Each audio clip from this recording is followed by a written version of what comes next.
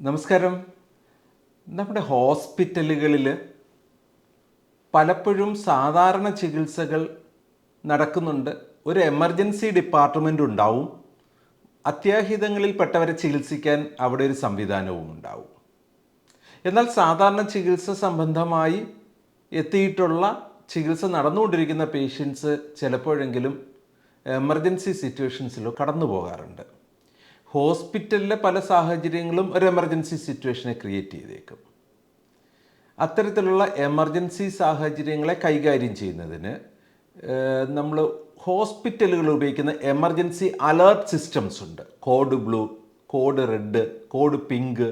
ഇതെല്ലാം തന്നെ ഗ്രേപ്സിൻ്റെ സോഫ്റ്റ്വെയറിൽ വളരെ കാലമായി നന്നായി നമ്മൾ ഉപയോഗിക്കുന്നുണ്ട്. അത് ഗ്രേപ്സ് IDMR സോഫ്റ്റ്വെയറിലുണ്ട്. ടൂൾസിൽ നിങ്ങൾക്ക് എമർജൻസി അലേർട്ട്സ് കിട്ടും. അവിടെ തന്നെ നഴ്സിംഗ് സ്റ്റേഷനിലുണ്ട്. അത് ഉപയോഗിക്കത്തക്ക സാഹചര്യങ്ങളെല്ലാം ഫുള്ളി ഓട്ടോമേറ്റഡ് ആയിട്ട് വർക്ക് ചെയ്യത്തക്ക വിധത്തിലുണ്ട്. അതുപോലെ തന്നെ ഇതിൻ്റെ ഒരു അഡ്വാൻസ്ഡ് വേർഷൻ നമുക്ക് G-Call അവൈലബിൾ ആണ്.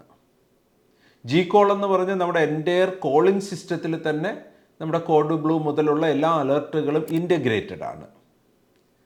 ഇനി ഇതേ കോഡിംഗ് സിസ്റ്റം BSAയിലും ഉണ്ട്. BSA ഓപ്പൺ ചെയ്ത് BSAക്കുള്ളൊരു പേഷ്യൻറ്റിനെ സെലക്ട് ചെയ്തിട്ട് കാണുന്ന ഡാഷ്ബോർഡിലേക്ക് എത്തിയിട്ട് ഏറ്റവും ടോപ്പിലെ മെനു ബാറിൽ എടുക്കുമ്പോൾ നമുക്ക് കിട്ടുന്ന ഒരു ലിസ്റ്റ് ഓഫ് ഐക്കൺസ് ഉണ്ട്. അതിൽ ഏറ്റവും ബോട്ടം ലെയറിൽ നമുക്ക് അലേർട്ട്സ് എന്ന് പറഞ്ഞ ഐക്കൺ കാണാൻ പറ്റും.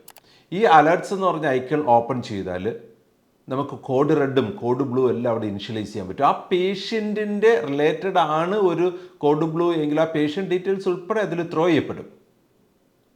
ഇപ്പോൾ സ്വാഭാവികമായിട്ട് നമുക്കറിയാം, ഒരു എമർജൻസി നേഴ്സിംഗ് കോള് പേഷ്യൻറ്റിന് എനർജൈസ് ചെയ്യാനായിട്ട് നമ്മുടെ G-Health എന്ന ആപ്ലിക്കേഷനോ ബെഡ് സൈഡിൽ ഉപയോഗിച്ചിരിക്കുന്ന ഗ്രേപ്സിൻ്റെ വയർലെസ് കോളിംഗ് സിസ്റ്റമോ പേഷ്യൻ്റ് ഉപയോഗിച്ചാൽ നേഴ്സിംഗ് സ്റ്റേഷനിൽ ആ നേഴ്സസ് കോളിംഗ് അലർട്ടാവും. ആ നേഴ്സ് BSA ഉള്ള ഡിവൈസുമായിട്ട് എത്തിയിട്ട് പേഷ്യൻ്റ് ബെഡ് സൈഡിലുള്ള QR കോഡ് റീഡ് ചെയ്യുമ്പോൾ തന്നെ പേഷ്യൻ്റ് ഡീറ്റെയിൽസ് കാണാൻ പറ്റും. അവിടെ ഒരു എമർജൻസി അലേർട്ടാണെങ്കിൽ ഇനിഷ്യലൈസ് ചെയ്യാനുള്ള ഓപ്ഷൻ ഉണ്ട്.